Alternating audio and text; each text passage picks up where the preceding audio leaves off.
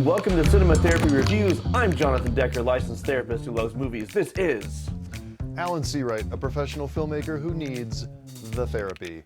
And this movie was pretty therapeutic. It was, weirdly, because a Lego movie's never really hit me in the feels like this one has. Today we're reviewing Piece by Piece. It is a biographical documentary about Pharrell Williams done in Lego form. Which is the most Pharrell film that you could ever possibly make. A Lego documentary. And they very clearly shot a full documentary. Yes. And then just went and remade shots in Lego. Like, it is quite clear that they took Pharrell to his hometown and he was walking around sort of the project where he grew up.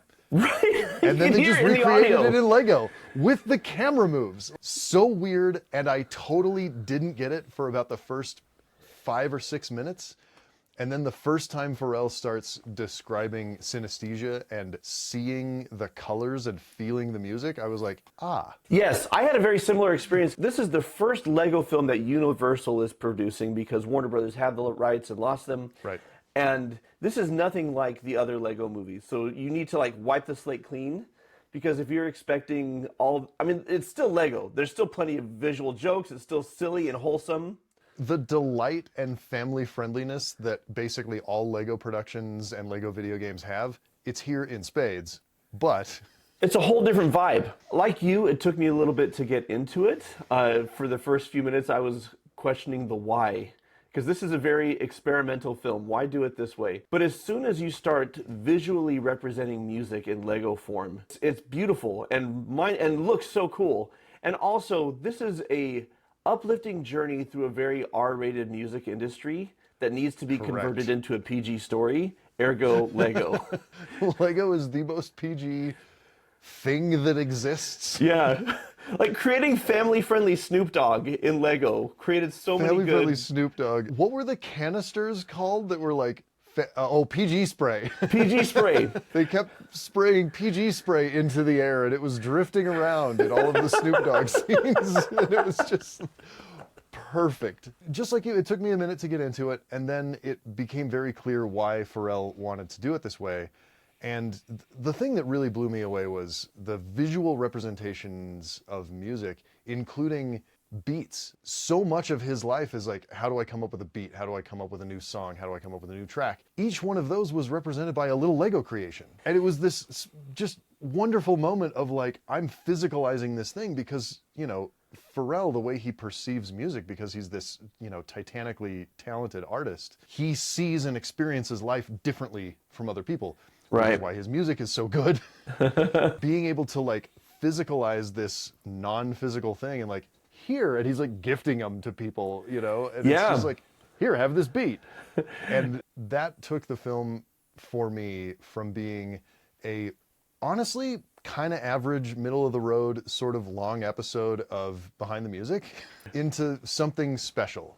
And it's also, the other thing about it that was really fun is this is a movie that I can watch with my kids that tells that whole story. And it's very much the typical struggling artist, feels outcast, starts to find his footing, blows up, lets the fame go to his head, and kind of, you know, loses himself in the fame instead of the music, and then has to like find his way back, you know, into the good graces of himself. Except in this film, the personal demons include PG spray.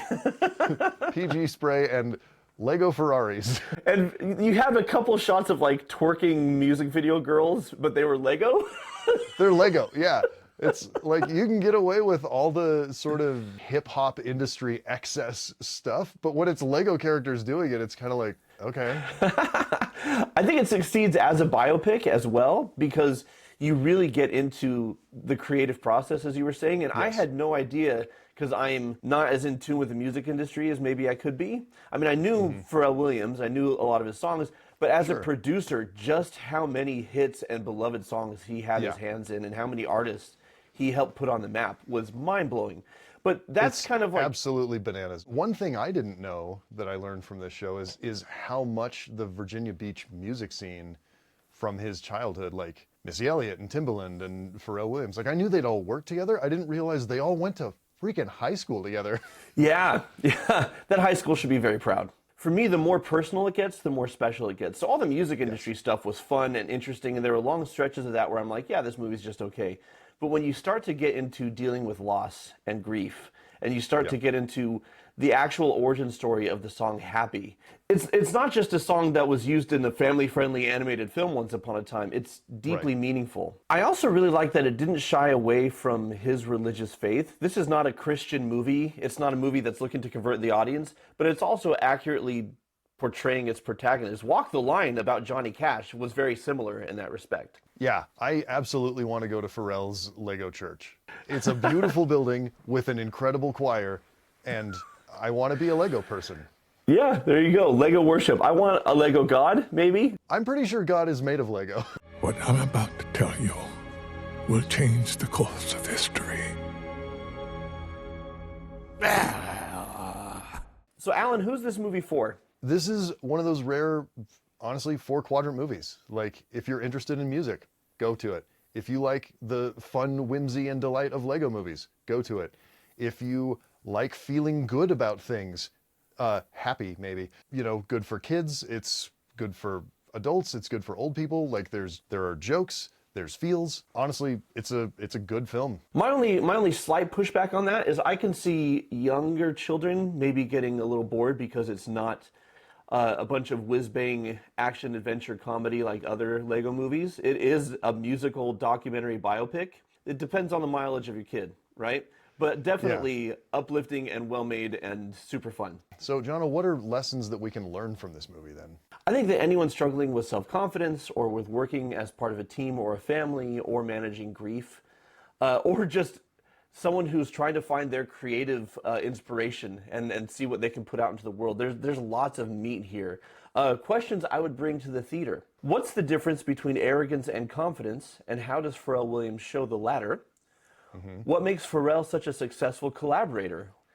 And how can you find joy and meaning in your grief? Well, the time has come, Jonathan. We need to give this film a numbered rating because we need to take our complex thoughts and break them into simple things. Okay, what would you give this out of 10? Like I said, the story and like general film of the film would be a 5, maybe a 6. You know, it's a pretty good music documentary, but I've seen a lot of them. I'm kind of jaded and over it.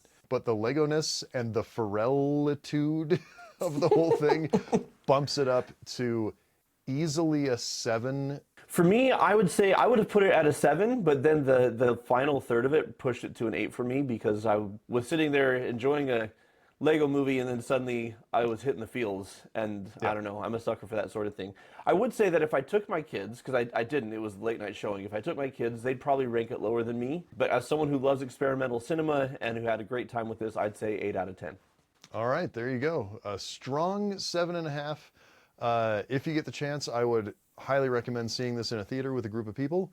And if not, you know, it's worth catching on streaming. Also, the soundtrack is fire. Oh, of course. I mean, it's like a bunch of Pharrell-produced bangers from It's my so entire good. life. It's so damn good. It's upsetting how talented that guy is. It is, and that's a reason. That's another reason to see it in the theater is to kind of jam out to that with the theater sound. You know, like it's great. So, if you saw Piece by Piece, let us know in the comments below what you thought. Do you agree, disagree with our thoughts? And if you are enjoying this channel, make sure you like, subscribe, and click the bell so you are notified of every new review. And until next time, Watch movies at the theater.